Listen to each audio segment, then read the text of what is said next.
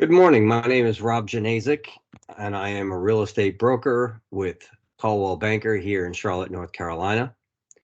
And today we're going to do a January market update.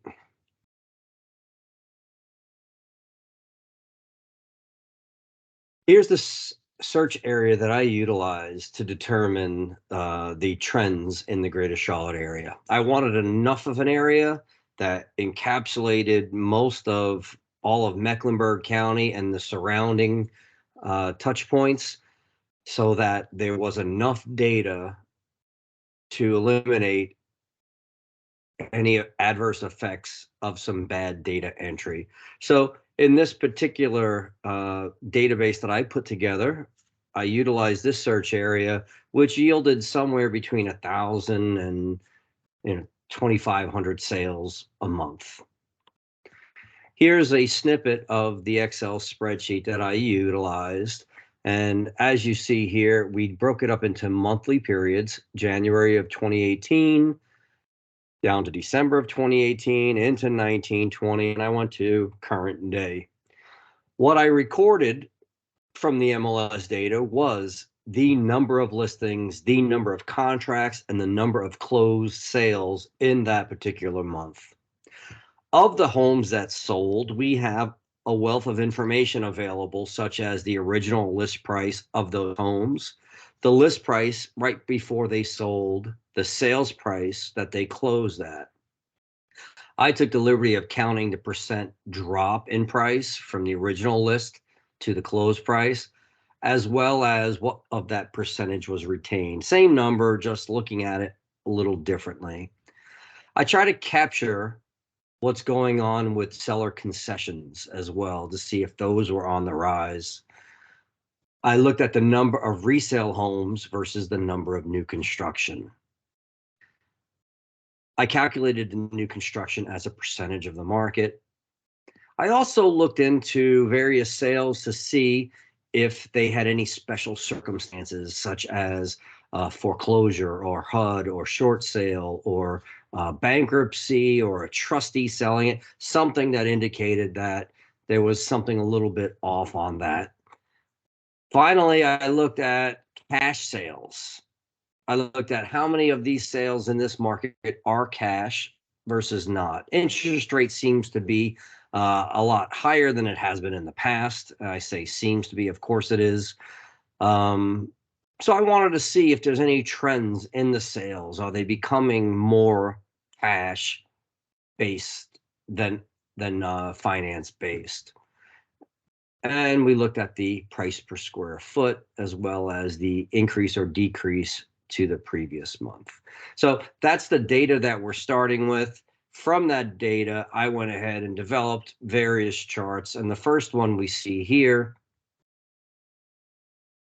is the real estate events based on month. The blue line is our listings. And you can see over the course of a year, it starts low, goes to a high in the spring market, and then comes back down in the Christmas time area. And then it starts over again, comes back down, comes back up. Oh, not so much this time, and we'll talk about why, but then it comes back down at the end of the time frame.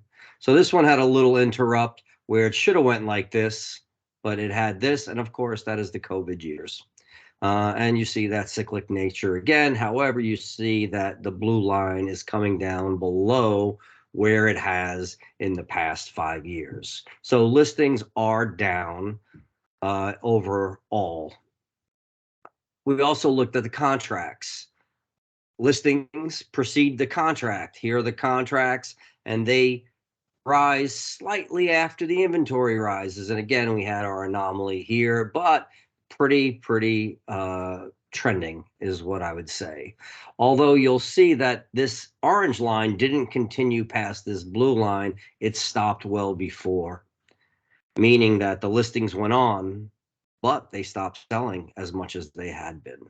And then finally, what happens after a contract? Well, then we close. So you see list, contract, close, list, contract, close, list, close, contract, close, list, kind of flipping over here if you notice. All right. So overall, what can we deduce? Well, here's 1,000 real estate events. That's 1,000 listings or contracts or closed. And as we can see, we haven't been in this territory in some time. The last time we were was right before 2019, which was considered a healthy market at that time.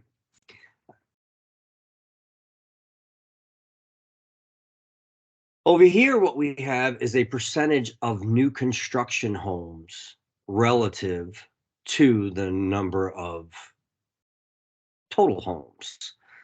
And if you look, there is also a cyclic nature to this as well, which is a little bit inverse of what we just saw. What we see here is that in the June, July, August timeframe, we have a lull in new construction. And that's because there's a lot of resale properties out there on the market, flooding the market. The spring market, people list, there's a lot of inventory. So therefore, the percentage of homes that's going to new construction goes down because there's more sales in the resale environment. Overall, I notice in this trend, if we were to put a trend line in here, there's a slight increase in the percentage of homes being sold by new construction.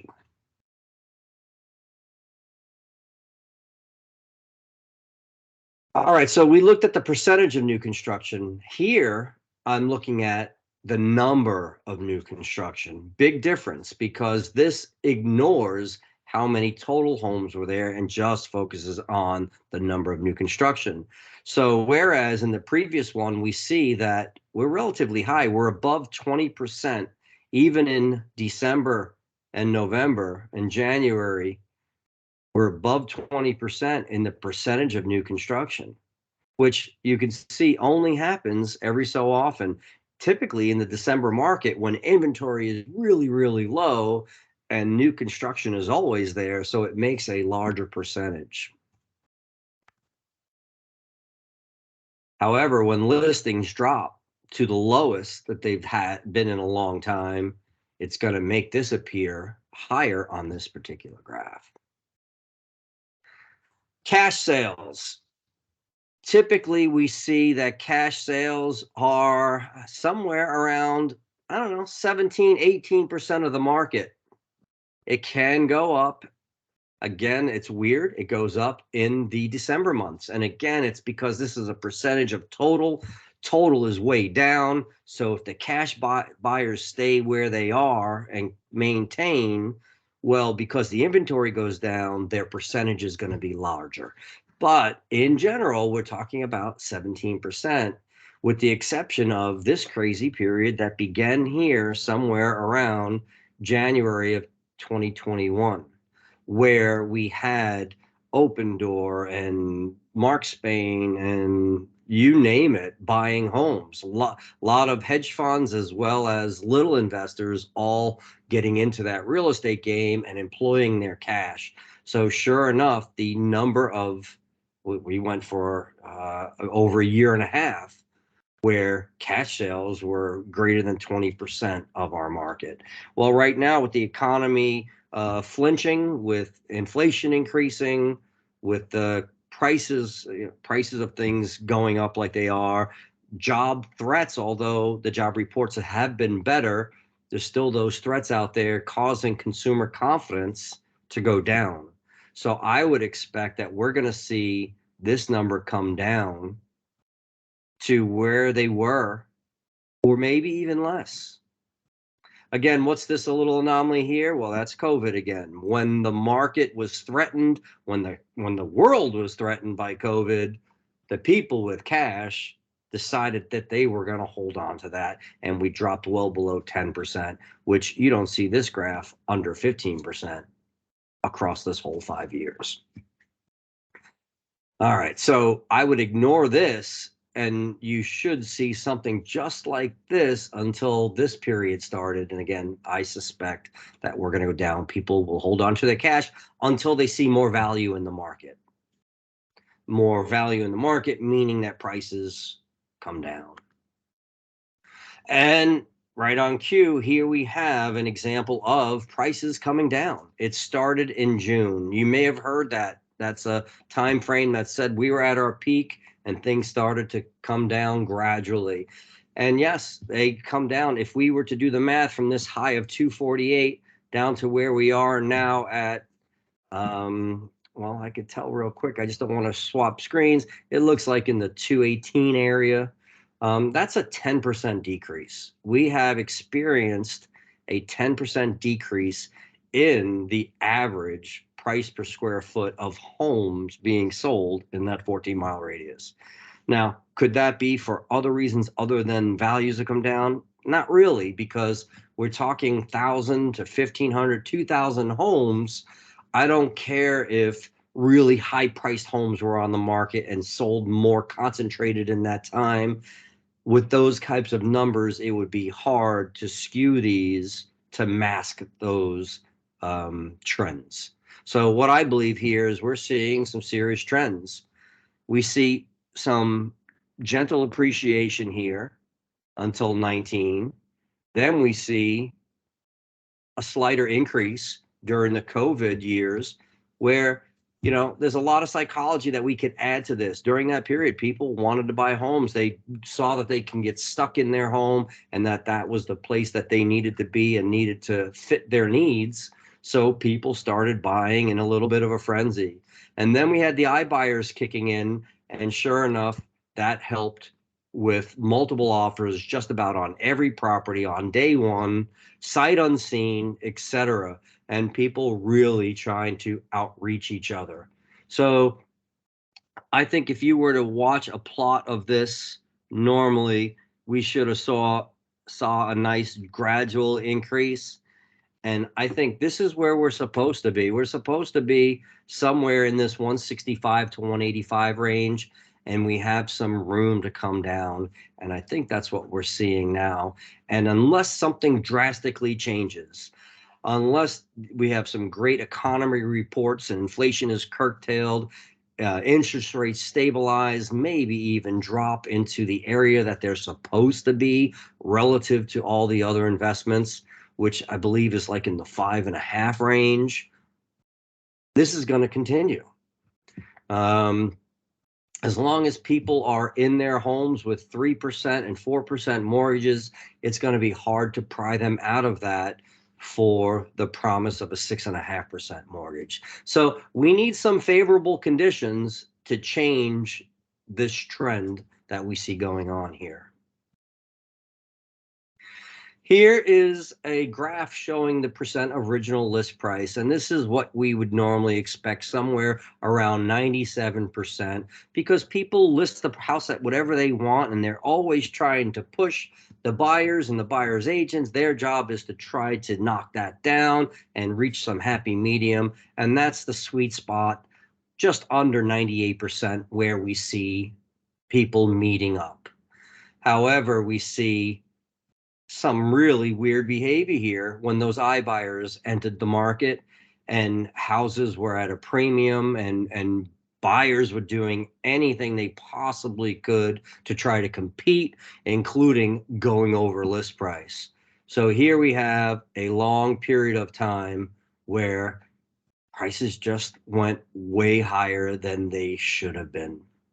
And now we're seeing that percentage of original list price come down, and it's starting to level off here. We'll see what happens, but it's starting to level off somewhere around 95.5%. Finally, we have a graph of the days on the market. The days on the market here, you see that normal selling periods, you should expect somewhere between 25 and 45 days on the market. However, after COVID, those days on the market started coming down, reaching a lull here in this range of around 10 days on the market.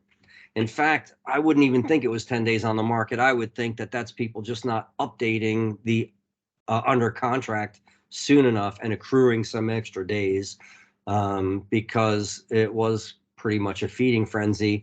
And now you see that we've gone all the way back up to close to 40 now, which is that range where we expect to be.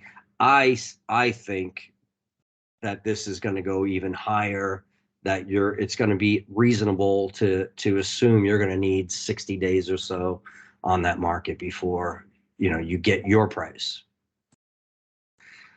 So that is my presentation of the Charlotte area market for January of 2023.